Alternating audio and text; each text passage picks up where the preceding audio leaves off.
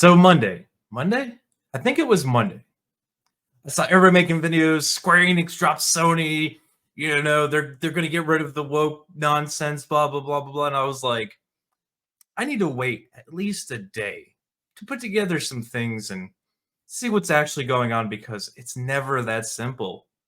It never is, right? You get the news day one. Everybody hops on the bandwagon. They're like, yeah. So I waited a day. I started doing my research because I remember Square Enix going woke a couple of years ago, saying they needed to expand into other parts of the market, do all sorts of other things here. So what happens in the second day since I waited to cover the story? We start getting numbers like 70% decline in profits. Square Enix to shift from quantity to quality and focus on developing fun titles. Something they haven't been doing because, well, if we pop back to the not so long ago 2022, Square Enix president declares the company needs to target the global market to succeed. Square Enix bought into the westernization of video games and essentially went woke, went broke, losing 70% of their profits. How'd that work out for you? How'd that work out for you, Square Enix? And it wasn't like people weren't saying this years ago. Here we go. From 2 years ago, sell the Western studios, focus on Japan, gaming is safe. Summed up perfectly. Summed up absolutely perfectly. And this was when the major push to wokeify all the games, to introduce the transgender ideologies, to push everything that the absolute weirdos who don't give a damn about caring wanted. So with that being said, let's get into the article here and see what they're doing aside from dumping Sony. So here we go. In finally coming to perhaps the most obvious realization of all time, Square Enix has admitted that following an annual profit decline of roughly 70%, their best hope for financial recovery is to take a more quality over quantity approach to their video game development ambitions. We're hearing that a lot lately. And like every company seems to be, well, instead of pushing out all these woke games, maybe we should just make the good games that absolutely sold off these shelves that we couldn't keep in stock. Now, granted, that was when physical media existed, and it's a little bit different of a time now with Steam being the #1 platform for selling video games.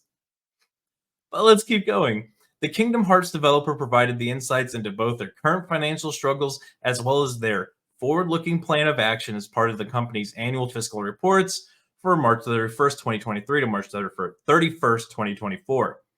Opening their report with a general overview of the operations over the past 6 years, Square Enix explained to investors that while net sales for this fiscal year ended March 31st totaled 356.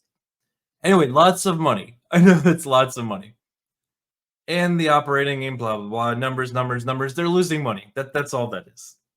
Regarding the video game operations specifically, it should be noted that the company's 4 main divisions, amusement, publication, merchandising, and digital entertainment video games. Digital entertainment was the only one that failed to increase its performance over the last years. So hold on. Let's highlight that and talk about that for a second. Here we go. Amusement, arcade games, and amusement park facilities. So they're making bank on all the stuff, all the older stuff, pre-woke propaganda era. Making bank. Publications, manga and game-related books. Doing fantastic, being profitable.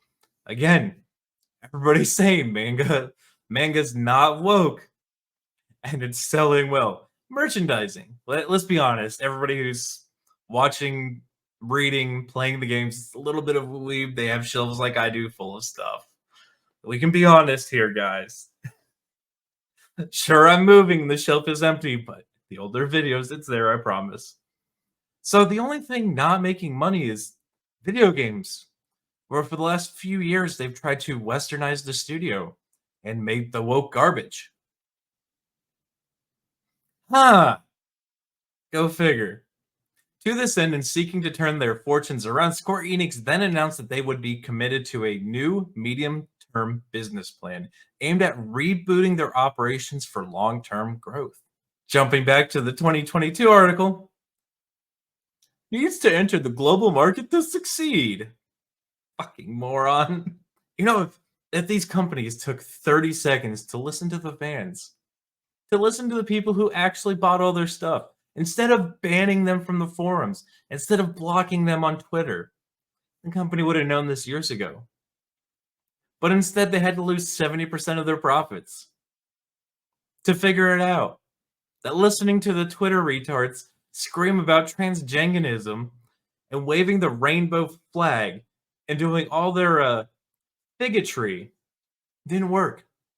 So they go on to say, as part of their commitment to fun titles, Square Enix shared the new corporate philosophy structure wherein they asserted that their new goal moving forward would be to enrich people's own life with our help of creating precious, unforgettable experiences. Unlike the 52% of people that are forgotten because, transgenderism is a mental health issue that's not being addressed. Anywho, less serious topic here. The experience that people are impressed is etched in my mind as unforgettable experiences over time. Kind of like Tifa in the Italian Senate. Never forget. Unforgettable experiences will be part of the people's sense of value over time, leading to moral support. Unforgettable experiences enrich people's own life. We would like to help creating precious, unforgettable experiences by delivering content filled with ensured fun. Now, reading everything they say, I'm not getting the vibe that they're going to get rid of all the woke ideology. It kind of sounds like they're gonna double down into the things that actually make them money and still push the westernized BS. But I mean, then again, they're supposed to be dropping Sony, so maybe that will happen. Let's be honest, the Japanese market absolutely made money when all they did was accurately translate the games to English and sold it over here. Not have the team that would redefine all the terms to make it woke. So the rest of the articles say they haven't announced anything else. But yeah, no, as long as they go back to just translating accurately instead of trying to localize the games, and they focus on the games that are Japanese based, that are that way, and not pandering to air quotes Western audiences that don't exist, like they just find out by a 70% decline in profit, they should be fine. But I mean, this is the whole thing. Go woke, go broke. And it's not a joke.